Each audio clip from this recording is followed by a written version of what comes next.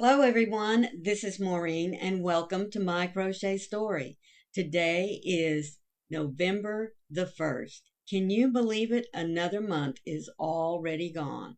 But that's okay, because no, we're not worried about time. We are only worried about time so long as we take the time to be still and know that He is our God.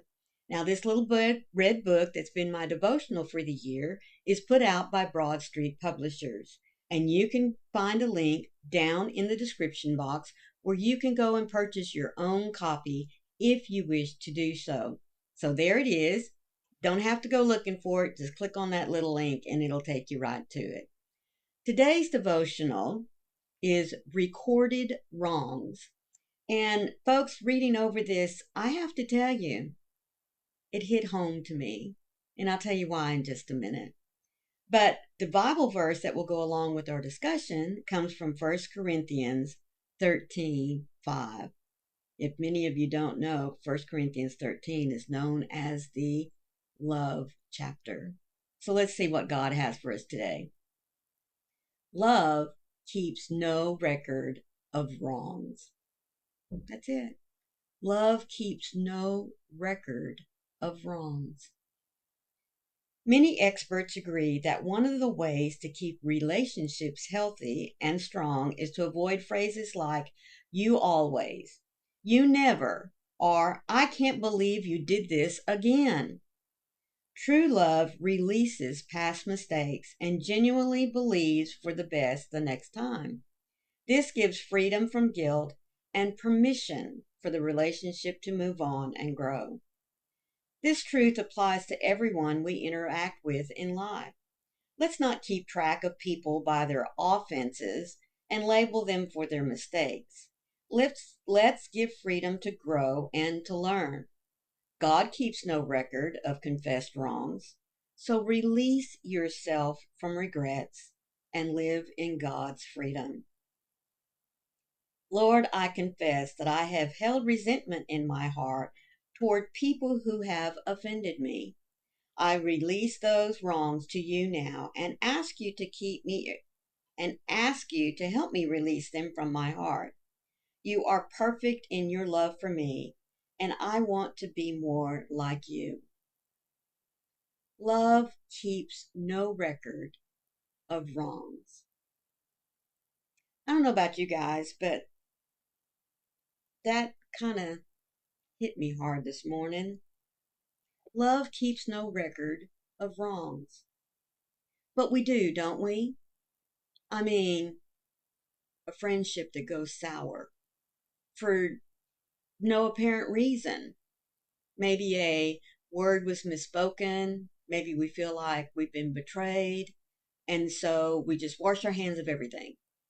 But that hurt and that anger, that disappointment, it's still right here, isn't it? Love keeps no record of wrongs. So if the love we had for that friend was true, all of that needs to go. It really does.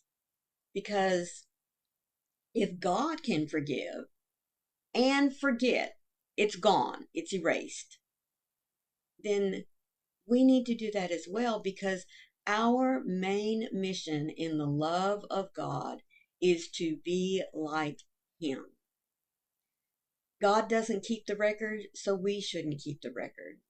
God doesn't hold on to that anger and that hate that grows from that. He releases it. It's in the past. Our goal in life is to look forward. And so if we are truly going to forgive, we also have to truly forget. But that's hard, isn't it? I can say, well, I've forgiven them, but won't ever forget it. That's a two-part. And we have to let go of both parts. Because love, in order for it to grow, cannot have hate. That's the whole message of God's love. God does not have any hate. God is love. And if we are to be like him, then we have to exude that love that he has for us, for others in our life. That's not only the only way that we're going to be able to grow, but for them to have the opportunity to grow as well. And so I want you to think just a moment. I tell you every single day to be the light out there in the darkness. Our light cannot shine as bright as we want it to if we're holding on to anger. And I'm going to say hatred. It dims our light. And that's not what we want. Now, I know, believe me, I am right there with you. I've had some hurts in my life, and as much as I like to pretend, and I'm going to say pretend, that it doesn't bother me anymore, it does.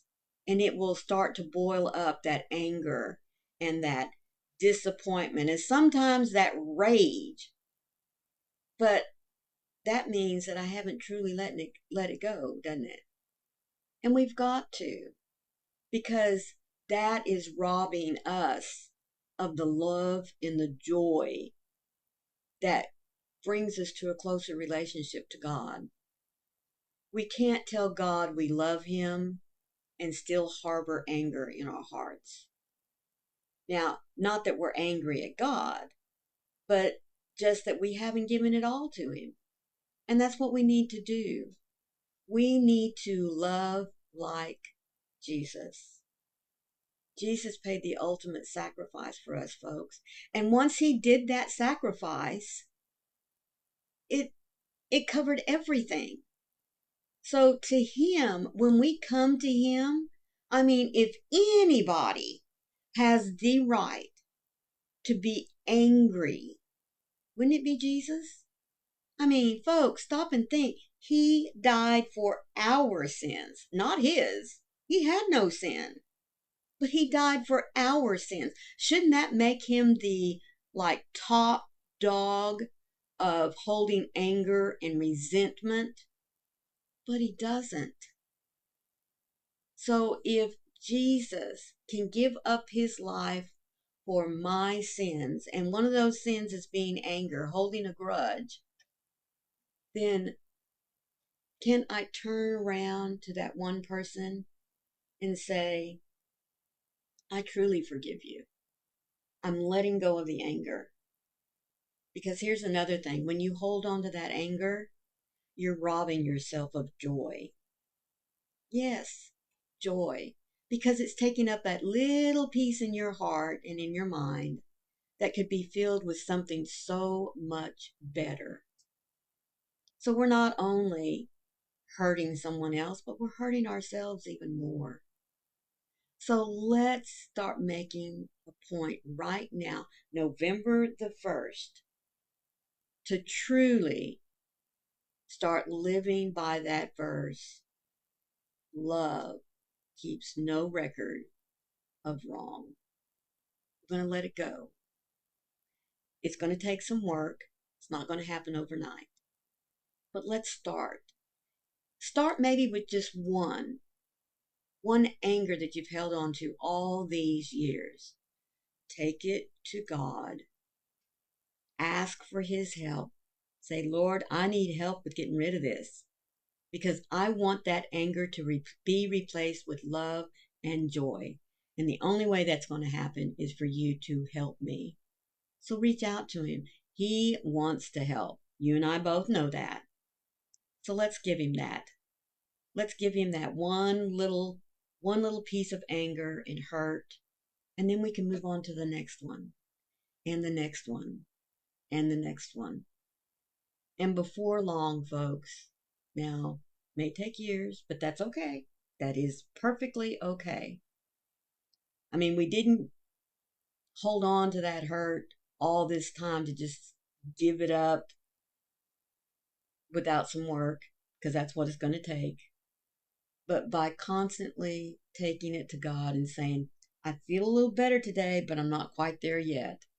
Can you help me some more? You know deep down in your heart that He is going to help you release that. Because He as well wants to replace that little spot of anger in here with His love and joy as well. So think on those words today, folks. Love keeps no record of wrong. No records.